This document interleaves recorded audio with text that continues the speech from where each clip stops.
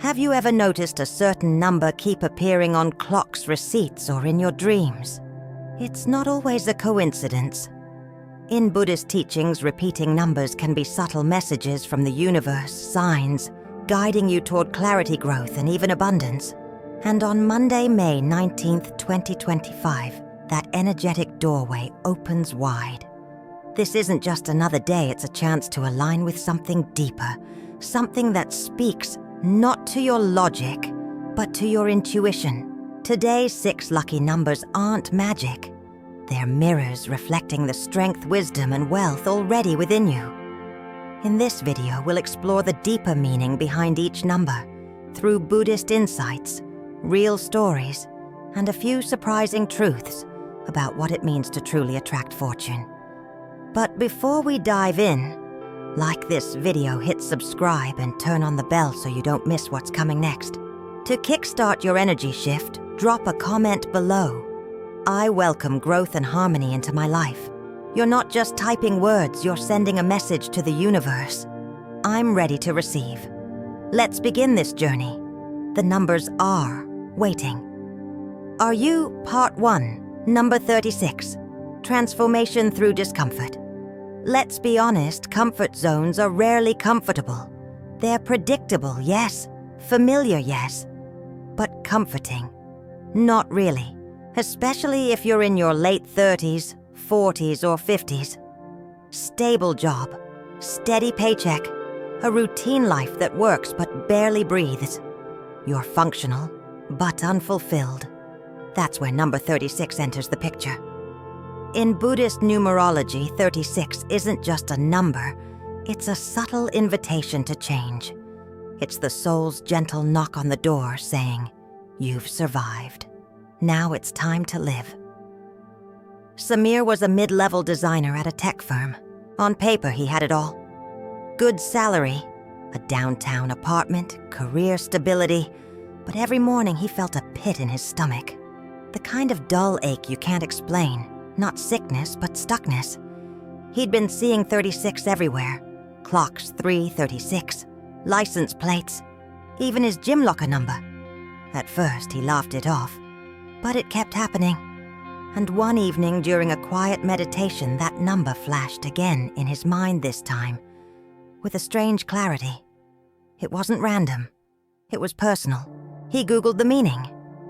He read about how 36 in Buddhist numerology represents evolution, transformation, and the urge to break free from cycles that no longer serve your soul. Suddenly it clicked. He didn't need to burn it all down overnight, but he couldn't keep living in slow motion either. So Samir made a quiet pact with himself. He'd start a side project, a line of mindful design products built from his kitchen table. Every night after work, he'd sketch, build, and post. No expectations, just action. 1 year later, his side hustle became his full-time calling. He wasn't just making more money, he was alive again. I met someone like Samir. Years ago, I met a woman at a retreat who shared her own number 36 moment. She was a corporate VP making 6 figures. Comfortable, yes, but increasingly numb. She kept seeing 36 on receipts, buildings, coffee cups. At first, she ignored it. Then one night on her birthday, the restaurant receipt, $36.36. She broke down in tears. That week, she handed in her resignation, not in recklessness, but in reverence. She started a coaching business for executive women who felt stuck like she did. And now she says, "I didn't leave a job, I returned to myself." What number 36 asks of you. In Buddhism, clinging to identity, titles, roles, even routines is seen as a source of suffering. We get trapped not by reality, but by how tightly we grip it. Number 36 is the unbinding. It says, you're allowed to evolve. You're allowed to want more, not out of greed, but out of truth. And transformation doesn't always roar. Sometimes it whispers through signs nudging you toward the life you secretly crave. So let me ask you, where in your life are you functional but unfulfilled? Where is the discomfort trying to become direction?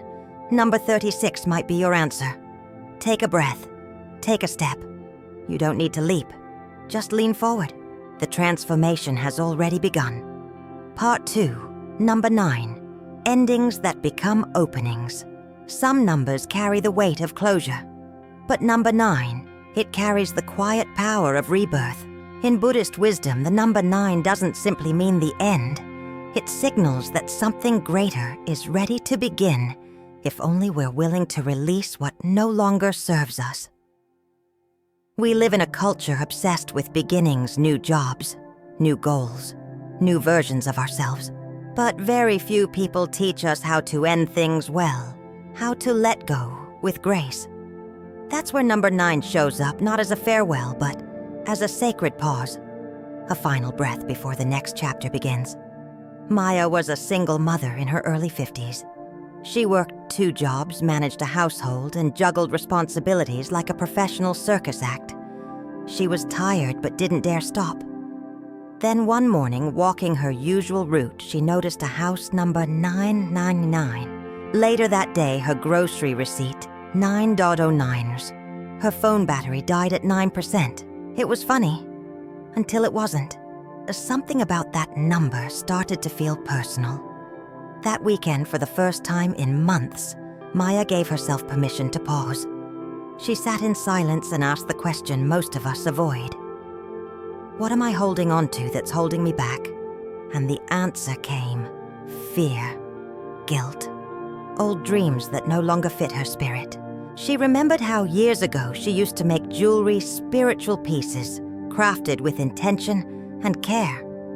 She stopped after her divorce, convinced she had to be practical. But now the signs were clear, so she let go. Not all at once, but gently. She reduced her hours, started designing again on weekends, posted her work online. 6 months later, Maya wasn't just earning a new stream of income, she was alive, in a way she hadn't felt in decades.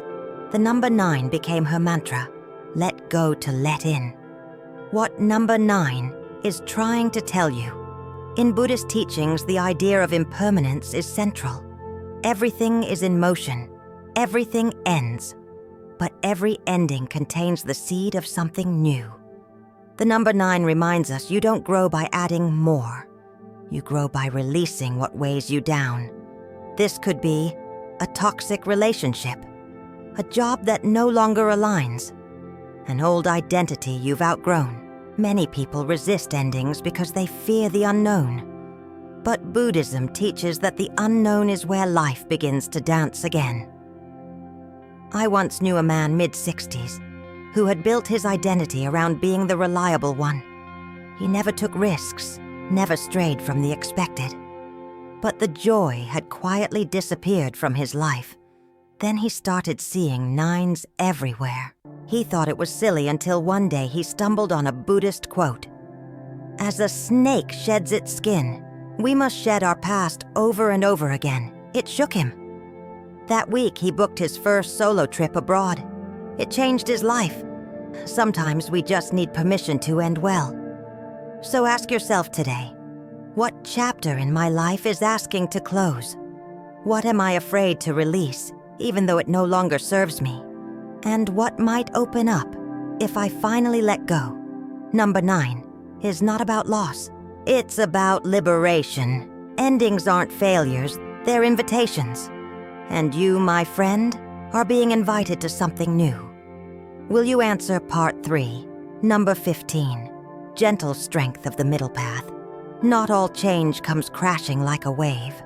Some arrives like a soft breeze, a whisper in the silence that says, it's time. That's the spirit of number 15. In Buddhist numerology, 15 is a symbol of balance. Not the kind of balance you force, but the kind that naturally unfolds when you stop chasing extremes. It speaks to a sacred rhythm where ambition doesn't burn you out and peace doesn't make you passive. It's the middle way in motion, the lantern in the fog. Think of number 15 as a lantern, not a floodlight that blinds, but a warm glow that helps you see just far enough to take the next step. This number doesn't scream for attention.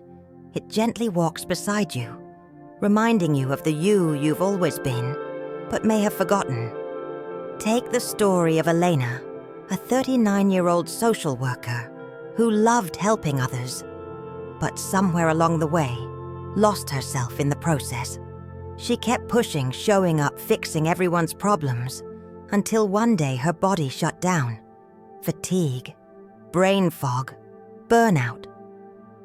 That's when she began seeing 15 everywhere. Her parking ticket, $15. Her coffee total, $15.15. A friend's address, $15.15. She paused. One night, unable to sleep, she opened a book she hadn't touched in years. Thich Nhat Hanh's Peace is Every Step. On the very page she landed it read, "Smile, breathe, and go slowly." It felt like a direct message. She didn't quit her job. She didn't move to a mountaintop. Instead, she made a small but powerful decision. Start her day with 10 minutes of stillness. Leave work on time twice a week. Say no without guilt. 6 months later, her life hadn't changed dramatically on the outside, but inside she felt lighter, more herself. And that's the magic of 15. What number 15 is teaching us. In the Dhammapada, the Buddha reminds us the wise are not swayed by praise or blame.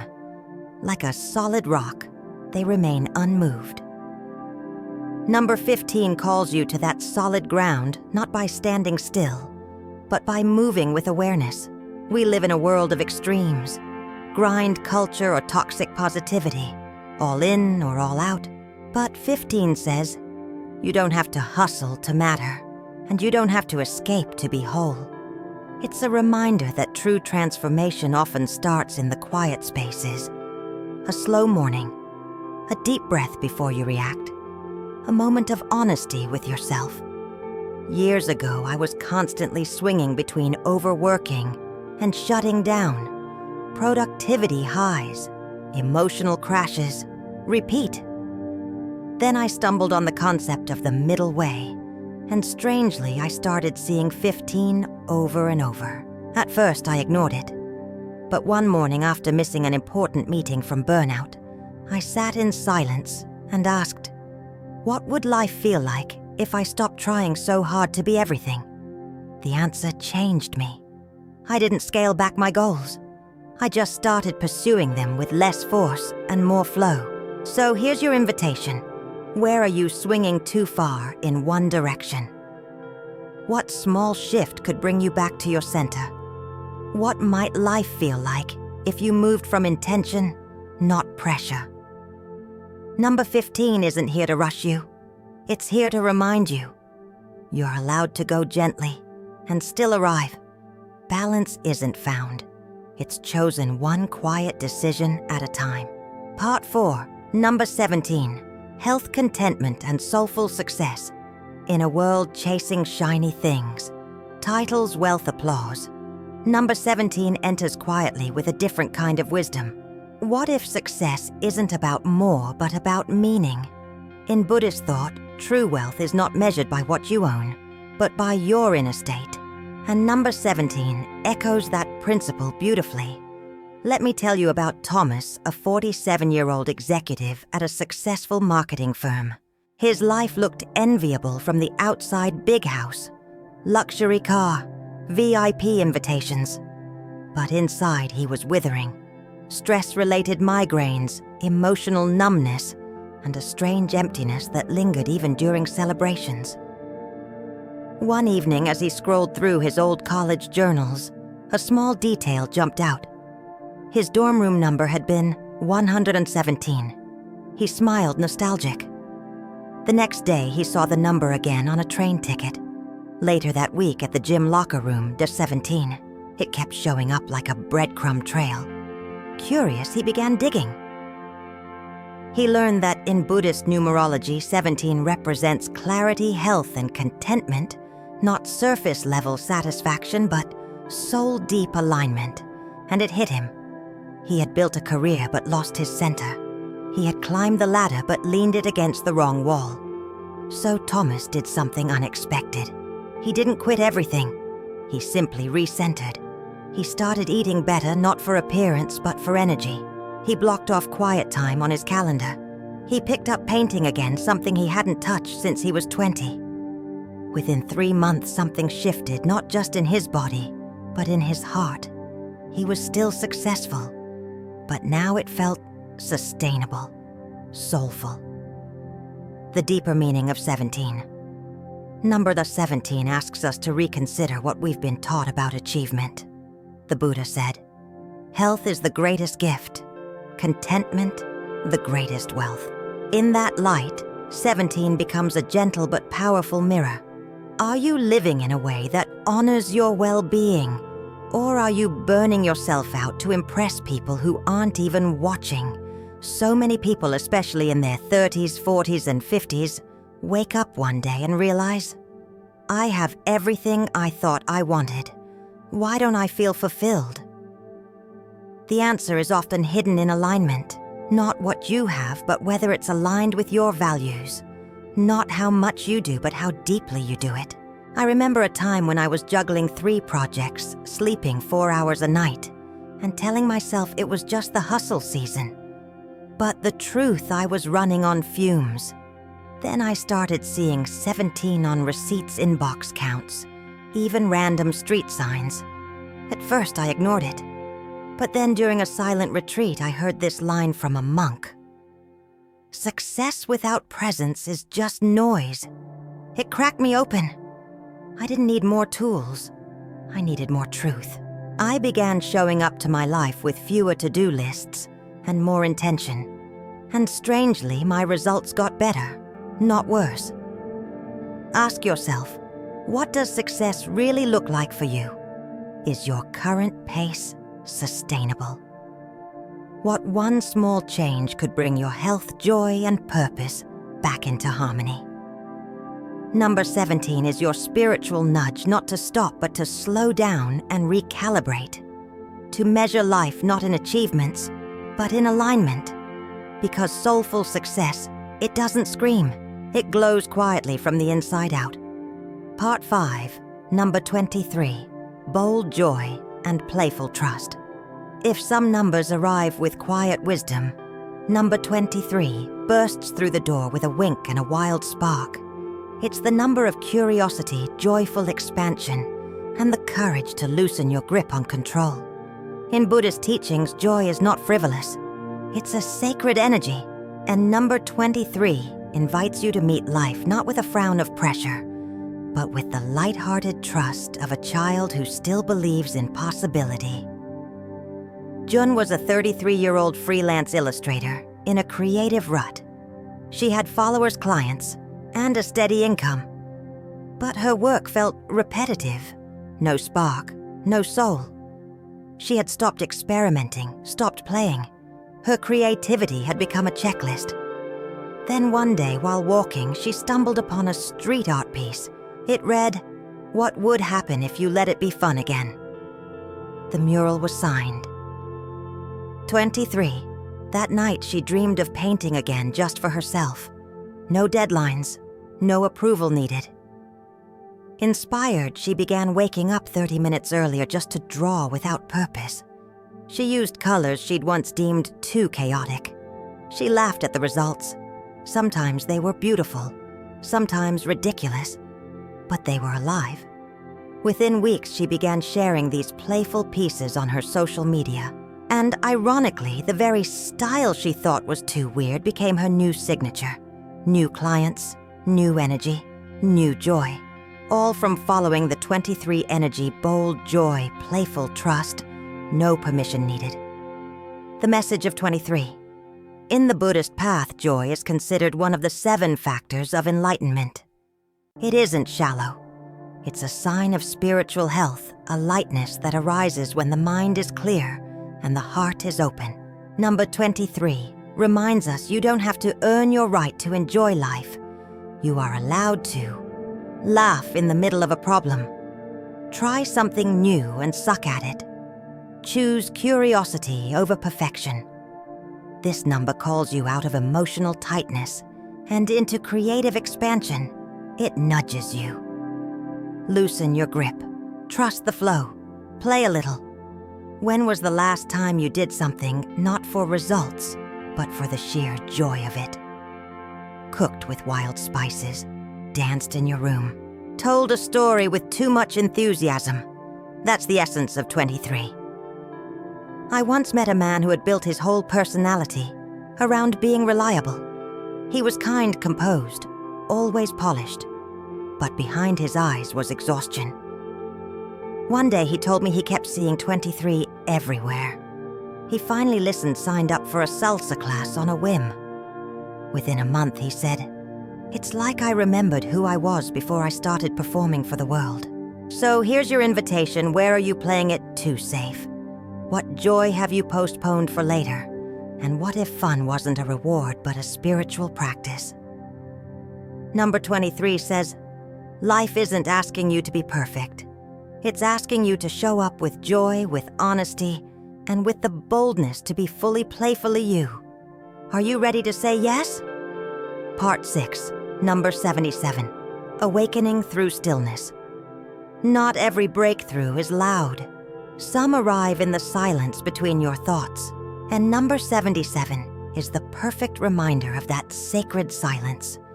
In Buddhist numerology, 7 is the number of spiritual awakening, introspection, and wisdom. When it's doubled 77, it doesn't just whisper, it resonates. This number doesn't ask you to act. It asks you to pause, to stop chasing, to start listening, to find wealth not outside you, but already resting within. Ravi was a finance consultant who had been running on adrenaline for years.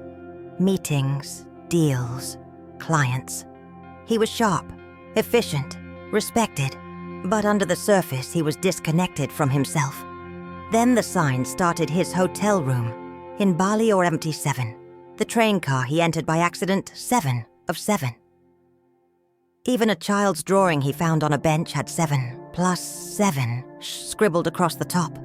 At first he laughed it off, but something in his body said, stop. He took a weekend to retreat. No laptop, no phone, just nature and silence. And it was in that stillness, his first real stillness in years, that the truth emerged. He had spent so long proving his worth. He had forgotten to feel it. Ravi didn't throw away his career, but he began integrating stillness into his everyday life. Short meditations, evening walks, a morning where he sat on the porch and simply listened to birdsong. Strangely, his business didn't suffer. It improved. Because he was no longer reacting, he was responding with presence. That's the power of 77, the deeper meaning. Buddhist teachings often emphasize the middle way, but even more deeply they emphasize awakening not through more doing, but through mindful being. Number 77 is a spiritual mirror. It asks, who are you underneath the noise? The world rewards speed, but the soul thrives in stillness. The Buddha said peace comes from within. Do not seek it without. 77 isn't lucky in the traditional sense. It's sacred. It's a reminder that clarity is your greatest compass, and you can't find it in chaos. So ask yourself, when was the last time I sat with myself without distraction, without expectation? What might I discover in the silence I've been avoiding? You don't need to attend a monastery. You just need to pause. Because in stillness, something beautiful awakens. Not just peace, but presence. Not just answers, but alignment. Number 77 leads you not to the jackpot, but to something even more rare. A life that feels like you. Part 7, 3, Rituals to Unlock. May 19th, Energy Transform. Your day with intention, presence, and heart. 1. Morning Gratitude, Meditation.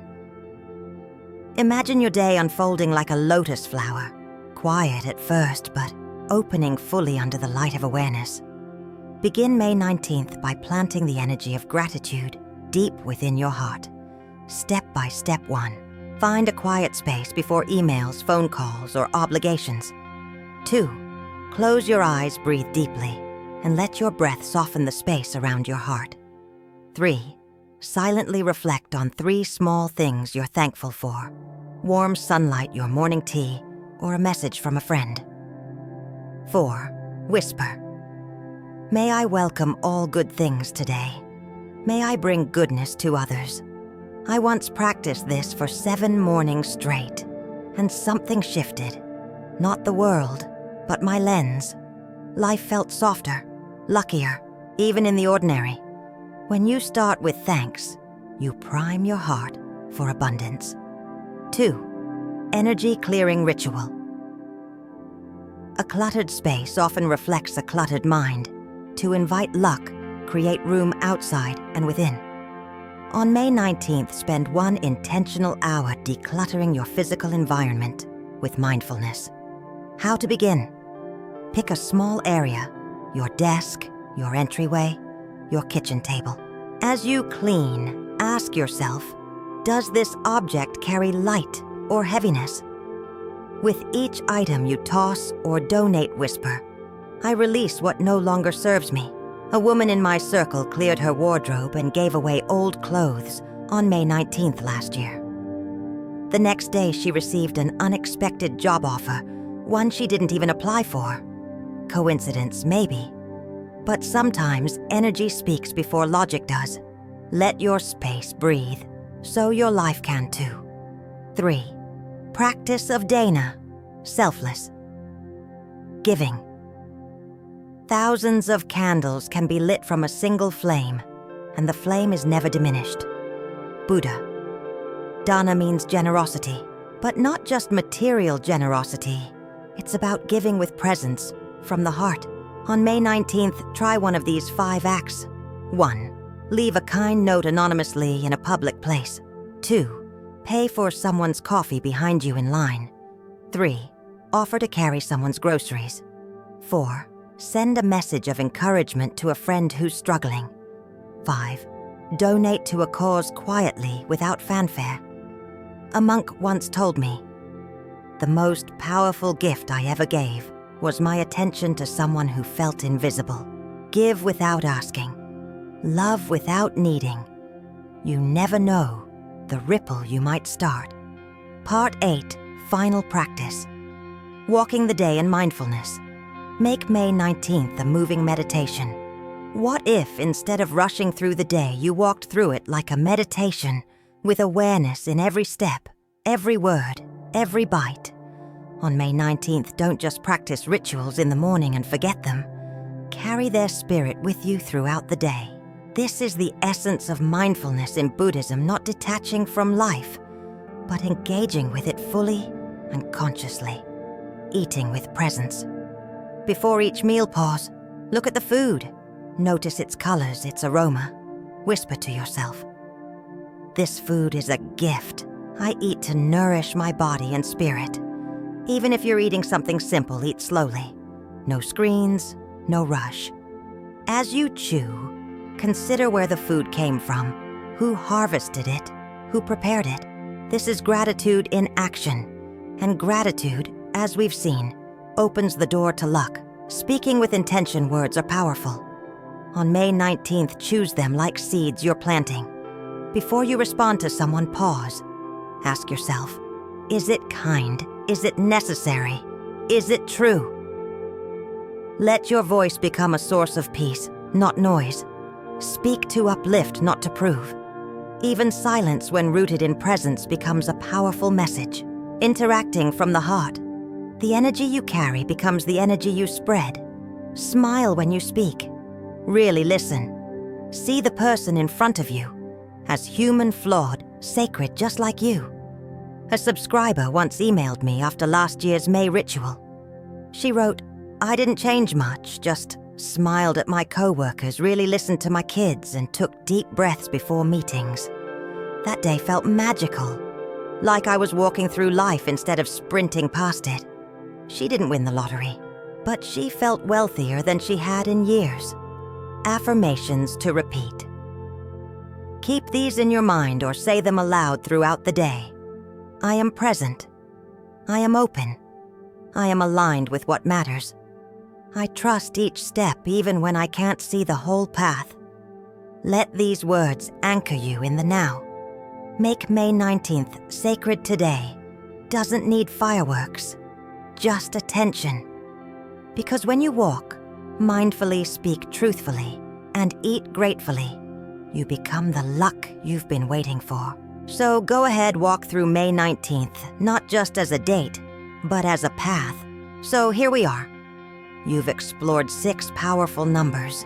You've learned their meanings, their messages, and maybe you've heard something whispering inside you. This is your time. May 19th isn't about superstition. It's a spiritual checkpoint. A moment to pause, reflect, and realign with what really matters. Because true luck, it's not about chance, it's about choice. The choice to listen to the signs, the choice to trust your inner voice, the choice to live with purpose, even when the world rushes by. Each number was a mirror, each ritual was a doorway, and now you hold the key. So ask yourself, what will I let go of today? What truth will I finally honor? What joy will I stop postponing? And as you step into this day with open eyes, a calm heart and a steady breath, remember, you don't need to chase luck. You need to become the version of you that luck has been chasing. Thank you for walking this journey with me. If this message touched you like this, subscribe for more and comment below. I am ready for aligned abundance. Your path is unfolding. The numbers have spoken. Now it's your move.